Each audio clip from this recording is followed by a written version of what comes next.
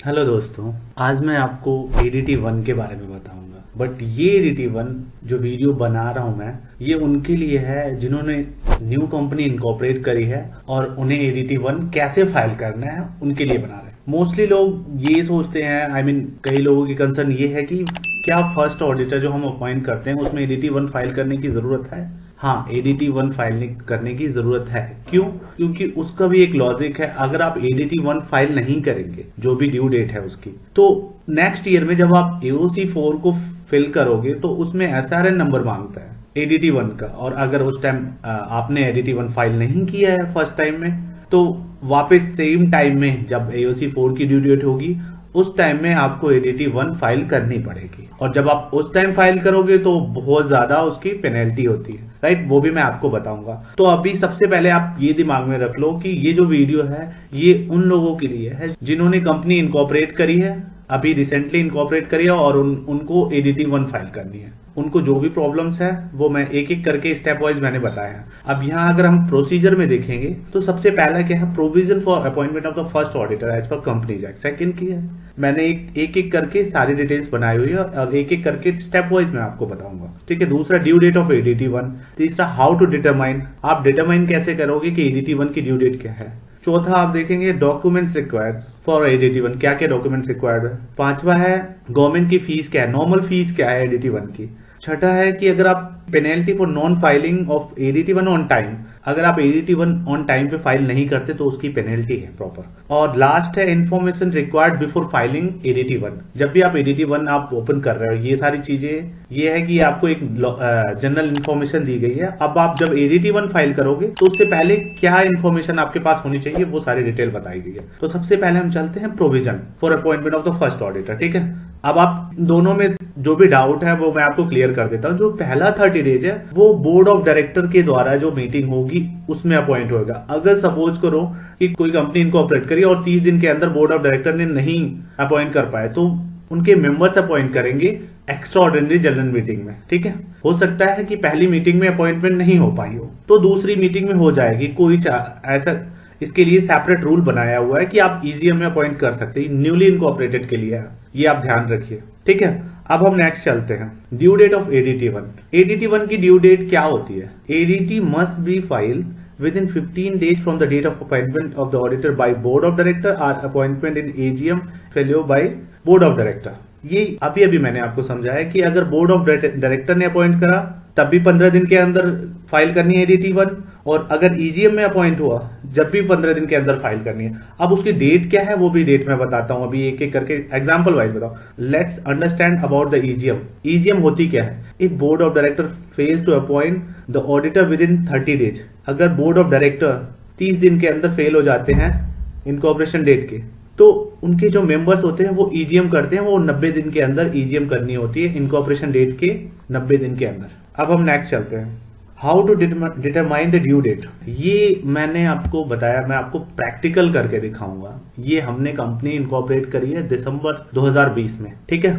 हमने company incorporate करी थी 25/11/2020 को। ये आप सारे डिटेल देख सकते हैं। सबसे पहले ऊपर वाले डिटेल देखते हैं आप। If board of directors meeting held on 9 December 2020 then ADT must be filed 24 December 2020, that is the within 15 days of appointment. 25/11 को इनकॉर्पोरेशन हुई, सपोज बोर्ड ऑफ डायरेक्टर्स की मीटिंग हुई 9/12 को, अभी फेल नहीं हुए। मैं एक बार ये बता रहा हूँ कि बोर्ड ऑफ डायरेक्टर ने 9/12 को कर दिया है तो एडीटी वन कब फाइल होगी? 24/12 के अंदर अंदर, क्योंकि 9/12 से लेके 24/12 में 15 दिन होते हैं। तो 9/12 को अगर बोर्ड ऑफ डायरेक्टर ने मीटिंग करी है और अपॉइंट कर लिया है ऑडिटर को तो 24/12 के अंदर होगी। अब सेकंड स्टेप पे चलते हैं। If board of the director fail to appoint auditor and auditor appointed by the members in EGM held on 18th of Feb 2021, then ADT must be filed by 5th of March 2021, that is 15 days of appointment।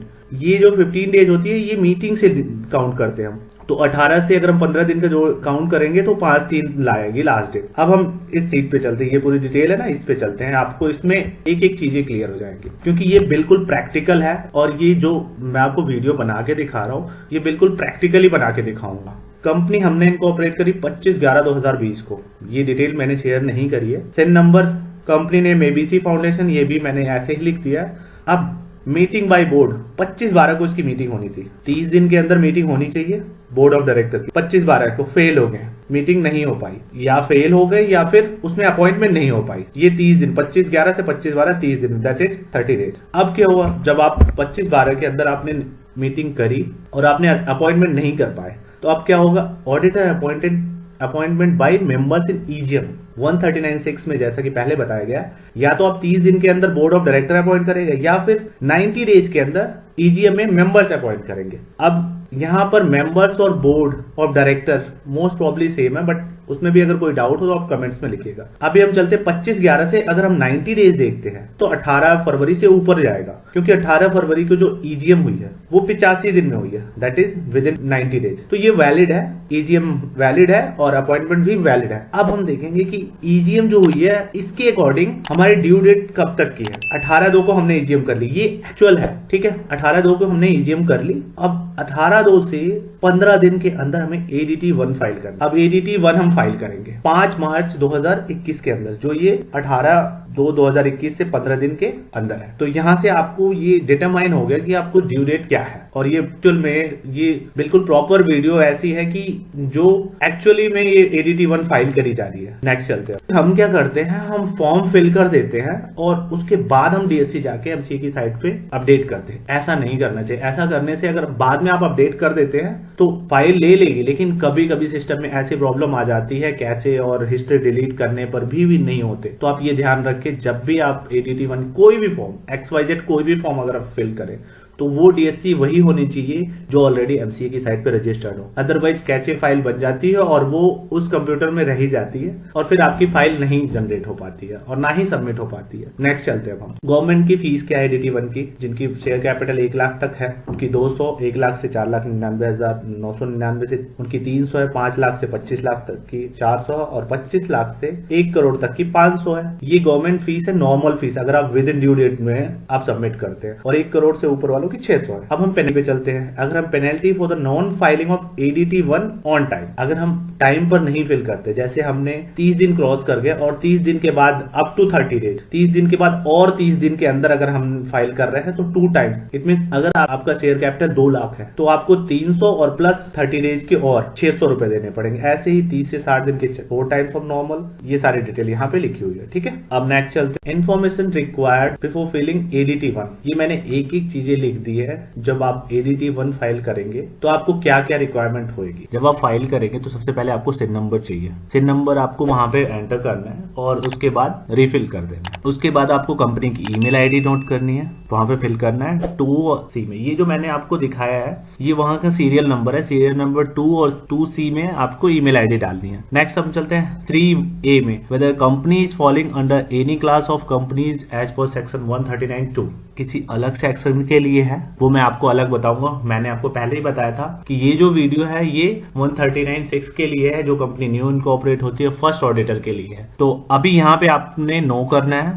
Next आते हैं आपके nature of appointment will be selected. वहां आपको 3 से 4 option आएंगे। वहां पे आपको first auditor by board of director members and CNAG 3B में ये फिल करना है। नेक्स्ट चलते हैं whether joint auditor have been appointed, no करना है, यहाँ 4 नंबर पे आएगा। नेक्स्ट हम चलते हैं number of the auditor appointed 1 करना है यहाँ पे। अब हम नेक्स्ट चलते हैं category of the auditor, select individual auditor form. अगर आपके इंडिविजुअल है तो इंडिविजुअल सेलेक्ट करें, अदरवाइज ऑडिटर फॉर्म सेलेक्ट करें। 4th A में है ये। जब आप ADT 1 खोलेंगे तो वहां पे आपको ये सब कुछ दिखेगा। 4th A सीरियल नंबर में ये दिखेगा। Income tax pan number of the auditors form mention in the pan number. जब आप यहाँ पे सेलेक्ट करेंगे ऑडिटर्स या इंडिविजुअल, तो आगे नीचे आपको पैन नंबर पूछेगा, तो आपको ऑडिटर्स इंडिविजुअल या ऑडिटर्स फॉर्म की आपको यहाँ पे पैन नंबर डालना 4B में। नेक्स्ट है name of the auditor or auditors form. या तो आप इंडिविजुअल का नाम डालें या यहाँ पे अगर इंडिविजुअल डाले आपने तो इंडिविजुअल के नेम आएगा। अगर आपने ऑडिटर्स फॉर्म सेलेक्ट किया तो ऑडिटर फॉर्म्स के नेम आएगा। जैसे मान लो एक्स कंपनी है तो यहाँ पे आएगा 4C में आएगा ये। Members in number of the auditor and auditors form registration number. अगर आपके इंडिविजुअल है तो मेंबरशिप नंबर आएगा यहाँ पे 4D में, और अगर आपने ऑडिटर्स फॉर्म अपॉइंट करे हैं तो यहाँ पे 4D में आपके ऑडिटर्स फॉर्म के रजिस्ट्रेशन नंबर आएंगे। Address of the auditors of the auditor form. यहाँ पे नेक्स्ट में 4E में आपको ऑडिटर्स के पूरे फॉर्म्स के पूरे एड्रेस लिखने हैं विद पिन कोड एंड उनकी ईमेल आईडी के साथ। ये कंपलसरी है। Period of the account for which appointed, सबसे ज्यादा प्रॉब्लम जो लोगों को होती है वो यही होती है और वो यहीं पे गलती कर जाते हैं। तो मैं आपको बताना चाहूंगा, जब भी इनकॉर्पोरेशन के बाद आप फर्स्ट ऑडिटर अपॉइंट करें तो आपको क्या करना है, period of account for which appointment में आंख बंद करके आपने जिस डेट को आपने इनकॉर्पोरेशन करी वो डेट सिलेक्ट कर लें और उस डेट की, उस पीरियड की जो लास्ट फाइनेंशियल ईयर की डेट है ना, वो वहां तक सेलेक्ट करना है आपको। जैसे मैंने आपको बताया, ये प्रैक्टिकली मैं कर रहा हूं। आप किसी की ADT 1 जो ड्यू है वो मैं फाइल कर रहा हूं, तो उनकी 25/11 को इनकॉर्पोरेशन डेट थी, मैंने 25/11 डाल दिए और 31 मार्च 2020 है लास्ट डेट। जैसे यहाँ लिखा है इनकॉर्पोरेशन डेट और last date of the incorporated financial year, तो मैंने लास्ट डेट ये डाल दी है। ये 4F में आएगा, तो ये ध्यान रखें आप। इसमें आपने 1/4/2020 नहीं डालने, इसमें आपने वही डेट डालनी है जो इनकॉर्पोरेशन की डेट है और ये लास्ट डेट आएगी, ठीक है। और ना ही आप फर्स्ट ईयर में आप 5 साल के लिए अपॉइंट कर सकते हैं, आप फर्स्ट ईयर में 1 साल के लिए अपॉइंट कर सकते हैं। Next first annual general meeting जो होगी नेक्स्ट ईयर में, उसमें आप 5 साल के लिए अपॉइंट करेंगे, ठीक है। ये 4F में आएगा। अब हम नेक्स्ट चलते हैं। Number of the financial year to which appointed relates, मैंने आपको पहले ही बता दिया, आपको जो ये ADT 1 जो फाइल कर रहे हो आप 1 साल के लिए अपॉइंट करोगे, आप 5 साल के लिए नहीं कर सकते। इसमें number of the financial year to which appointed relates, यहाँ पे 1 लिखना है 4G में। Whether the appointment of the auditor is within the time limit of 20 companies as specified in subsection 3G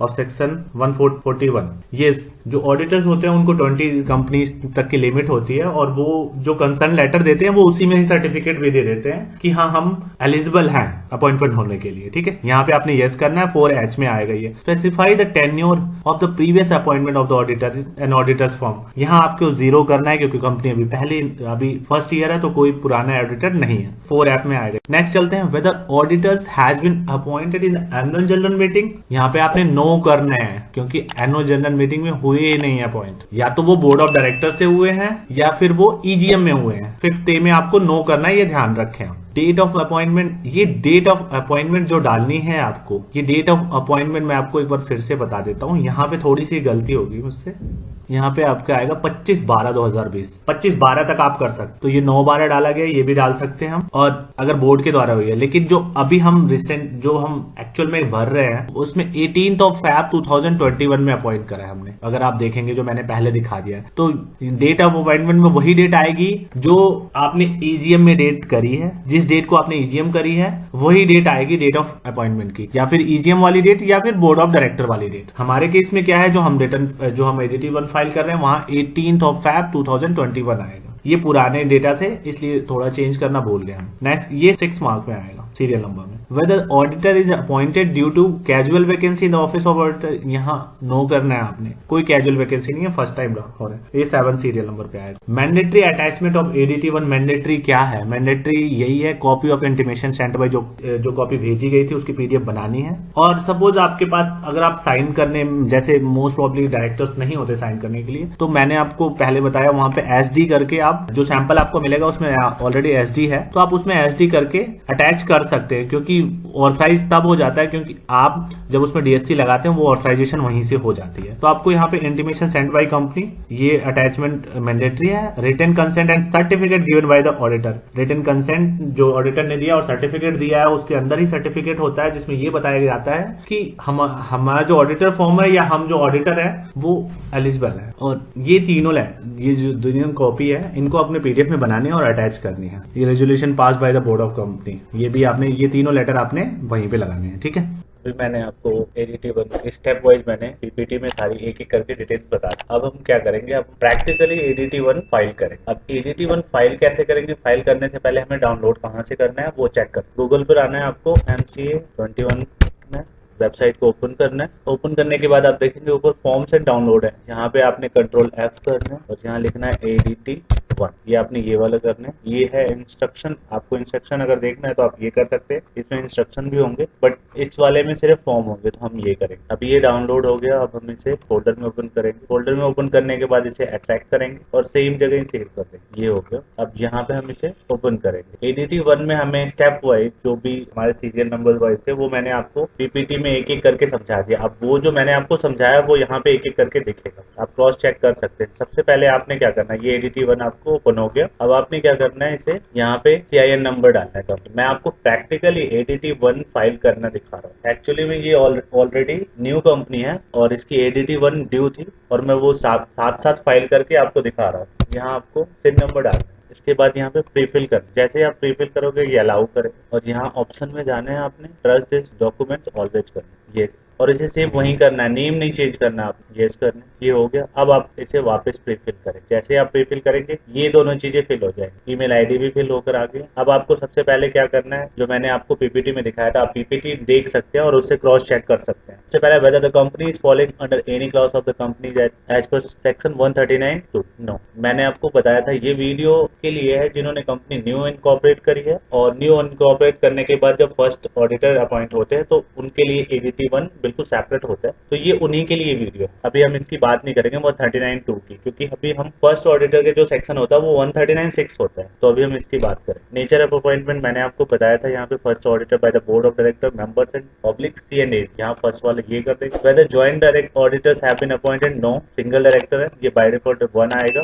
अब आपने जो ऑडिटर अपॉइंट कर रहे हो वो इंडिविजुअल ऑडिटर है या ऑडिटर्स फॉर्म है, यहाँ पे ऑडिटर फॉर्म आएगा और यहाँ पे उस फॉर्म को पैन नंबर लिखना है। मैं पैन नंबर लिखता हूँ, यहाँ पे आपने नेम ऑफ द ऑडिटर्स और ऑडिटर फॉर्म का नेम डालना है। यहाँ पे पूछा membership number of auditor and or auditors form registration, जैसा कि मैंने आपको पहले बताया था, अगर आप इंडिविजुअल को अपॉइंट कर रहे हैं ऑडिटर एज एन ऑडिटर तो उनका मेंबरशिप डालना है यहाँ पे, और अगर ऑडिटर फॉर्म्स को अपॉइंट कर रहे हैं तो उनका रजिस्ट्रेशन नंबर डालना है। हमने ऑडिटर फॉर्म सेलेक्ट किया यहाँ पे, तो हम रजिस्ट्रेशन नंबर डाल रहे हैं। नेक्स्ट यहाँ पे एड्रेस पूरी डिटेल जाएगी यहाँ पे आपने ड्रॉप डाउन से लेना है, यहाँ डी सेलेक्ट कर सकते हैं, ये आ गया। कंट्री डायरेक्ट INR है, पिन कोड भी डालना है आपको। अब यहाँ पे CA की ईमेल आईडी डालनी है। अब यहाँ मैंने आपको बताया था, ये सबसे ज्यादा प्रॉब्लम लोगों को यहीं पे आती है, उन्हें ये डाउट रहता है कि period of account for which appointed वो सेम फाइनेंशियल का फर्स्ट डेट डालेंगे या इनकॉर्पोरेशन डेट डालेंगे। तो यहाँ आपको कंपनी के इनकॉर्पोरेशन डेट डालनी है जो 25/11 है, कंपनी का मैं फाइल कर,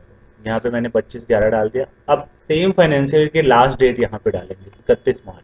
number of financial year to which appointed relate, इससे पहले आपने यहाँ पे 0 करना है क्योंकि कंपनी न्यूली इनकॉर्पोरेट है, तो यहाँ पे specify the tenure of the previous appointment, कोई प्रीवियस अपॉइंटमेंट नहीं है, यहाँ पे 0 करनी है। यहाँ पे आपने आना है whether the appointment of the auditor is within the limits of 20 companies as specified in the section 3C, ये भी आपको यस करना है। और ये आपके ऑडिटर्स ने आपके कंसर्न लेटर में ही सर्टिफिकेट प्रोवाइड कर दिया था कि हाँ ऑडिटर जो है वो सेक्शन 141 में एलिजिबल है, 20 कंपनीज से कम है जिन्होंने ऑडिट कर रहा है, तो वो एलिजिबल है इसके लिए, इसलिए यहाँ पे यस कर दिया हमने। अब यहाँ पे number of the financial year to which appointment relates, यहाँ पे 1 आएगा, क्योंकि जब भी कंपनी इनकॉर्पोरेट होती है और फर्स्ट ऑडिटर जब अपॉइंट होते हैं तो वो नेक्स्ट AGM तक ही होते हैं, और जब नेक्स्ट AGM में ADT1 फाइल होगी उसके बाद वो 5 साल के लिए हो, तो अभी 1 साल के लिए होगी क्योंकि ये न्यूली इनकॉर्पोरेट है। यहाँ कुछ नहीं करना आपने। नेक्स्ट जाते हैं whether the auditor has been appointed in annual general meeting, no, AGM में नहीं हुए, वो बोर्ड ऑफ डायरेक्टर्स से हुए। यहाँ वैसे तो बोर्ड ऑफ डायरेक्टर से भी नहीं हुए, यहाँ बोर्ड ऑफ मेंबर्स से हुए। अब डेट ऑफ अपॉइंटमेंट, ये मैंने आपको पहले भी बता दिया था, या तो आप इनकॉर्पोरेशन के 30 दिन के अंदर कर सकते हैं। इनकॉर्पोरेशन डेट है आपकी 25/11,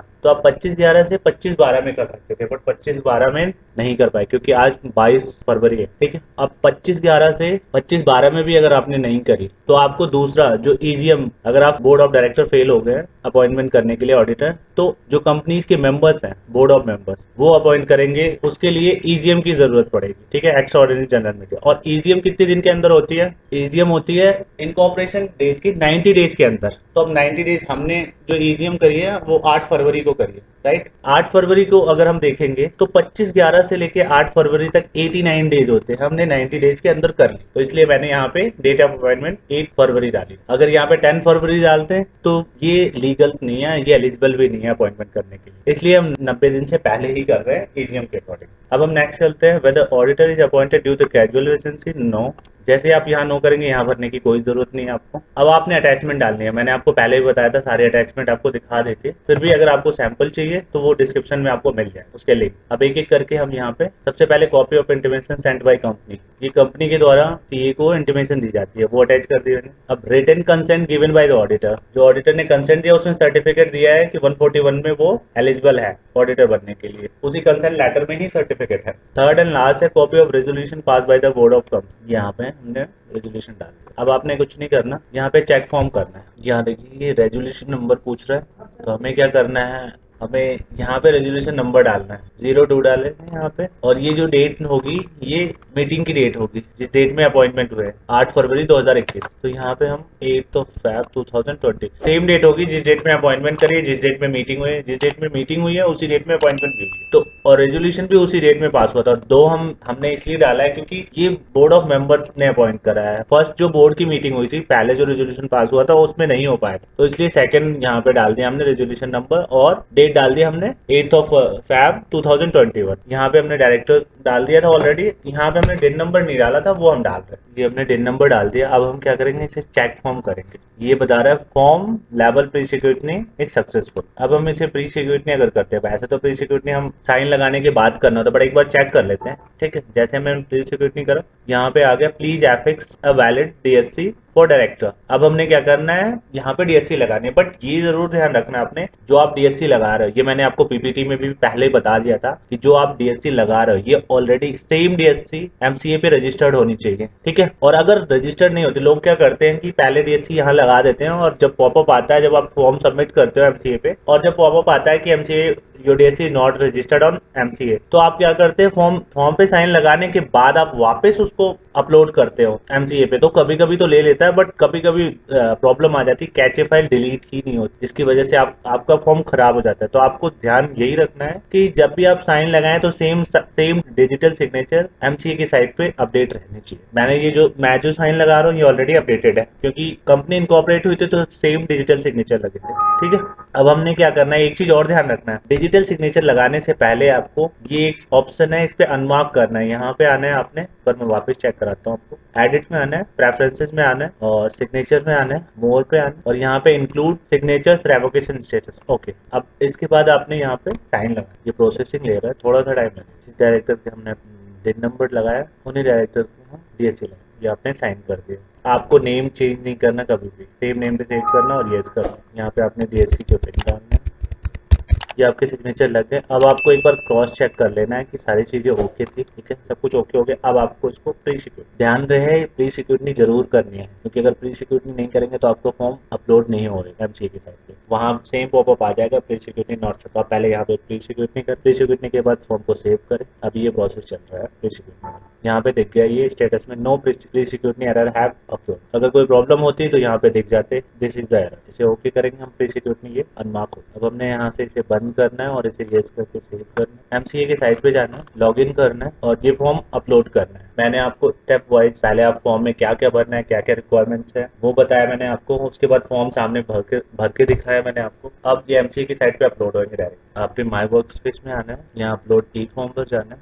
नॉर्मल फॉर्म पे जाना है। रीसबमिशन उसके लिए होता है, अगर आपने जो फॉर्म डाला है उसमें कुछ प्रॉब्लम आई है तो आपको रीसबमिशन के लिए बोला गया, तो आपने रीसबमिशन पे क्लिक करा और सारा नंबर डालना है। नॉर्मल फॉर्म को यहाँ ब्राउज करना है। यहाँ पे आपने डाउनलोड में रखा था, आप टाइम चेक कर लेंगे 452 एंड 450 फॉर्म, और इसे आप अपलोड कर। अगर कुछ एरर होएगा तो यहाँ दिखा दें। एसआरएन जनरेट कर दिया। अब हम इसकी पेमेंट करेंगे। ये देखिए नॉर्मल फीस आई है, क्यों? क्योंकि जो हमने मीटिंग करी थी वो 90 डेज के अंदर करी थी। अगर 90 डेज से ऊपर हो गई होती तो जो भी पेनल्टी की फीस है, जो मैंने आपको पीपीटी में पहले ही बता दिया था, वो फीस एडिशनल है। अभी 90 डेज से पहले होगी और ईजीएम में हो गई मेंबर्स के द्वारा, इसलिए नॉर्मल जो फीस है 300 की वही लगी। यहाँ से पे नाउ करेंगे। और ये ध्यान रखना है आपको, जब भी आप ऑनलाइन पेमेंट करें एमसीए की साइट पे तो आप एसबीआई के नेट बैंकिंग ही प्रेफर करें। यहाँ आपने आना है और इसे सबमिट करना है। यहाँ आपने एक्सेप्ट करना है। ये सिस्टम थोड़ा सा सिक्योरिटी रीजन की वजह से एडवांस है, इस वजह से अब यहाँ पे आपने पेमेंट करनी है। ठीक है, अपने इंटरनेट बैंकिंग का जो भी आईडी पासवर्ड है आपका वो आपने डाला, और उसके बाद जैसे आपने सबमिट करा यहाँ पे पॉपअप आ गया। अब आप यहाँ पे 300 रुपये पेमेंट करने के लिए आप यहाँ पे कंफर्म करें। जैसे आप इसे कंफर्म करेंगे आपसे ओटीपी मांगेगा जो आपके बैंक से हो, यहाँ आपने ओटीपी डालना है। यहाँ पे ये कंफर्म नहीं है, लेट्स सी एक बार चेक करते हो गया। अभी ये रिसिप्ट जनरेट हो रही है।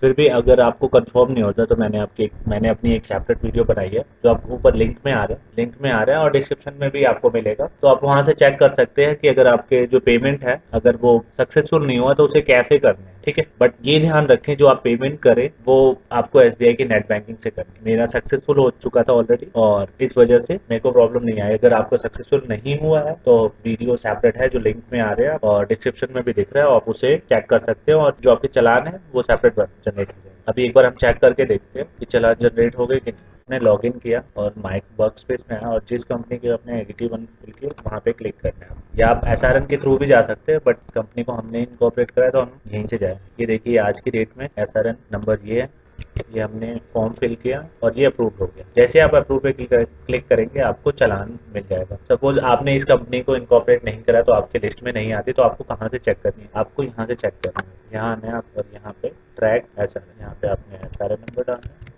जैसे आप सबमिट करोगे आप अप्रूव और पेड लिखा होगा। और मैंने आपको पहले भी बताया अगर यहाँ अनपेड आ रहा है आपकी पेमेंट चली गई है और यहाँ पे लिखा आएगा पेंडिंग फॉर पेमेंट, तो आपको उसके लिए एक सेपरेट वीडियो मैंने बनाई है, वो आपको लिंक में मिल जाएगा और उससे आप अपने चालान को वापस जनरेट कर सकते हैं। बट ये ध्यान रहे कि SBI नेट बैंकिंग के थ्रू ही पेमेंट। आज मैंने आपको ADT1 स्टेप बाय स्टेप एक एक चीजें बताई मैंने, कौन से प्रोविजन लगेंगे, कितनी फीस है एंड ऑल सारी चीजें, और फॉर्म को प्रैक्टिकली फिल करके दिखाया। फिल करने के बाद सिग्नेचर अटैच करने के बाद फॉर्म को अपलोड कैसे करना है और उसके चालान को कैसे जनरेट करना है, और अगर जनरेट नहीं हुए हैं तो जनरेट कैसे करना है वो भी हमने बताया। ठीक है, अगर आपको वीडियो अच्छी लगी हो तो इसे लाइक करें और शेयर करें और सब्सक्राइब करना ना भूलें। Thank you.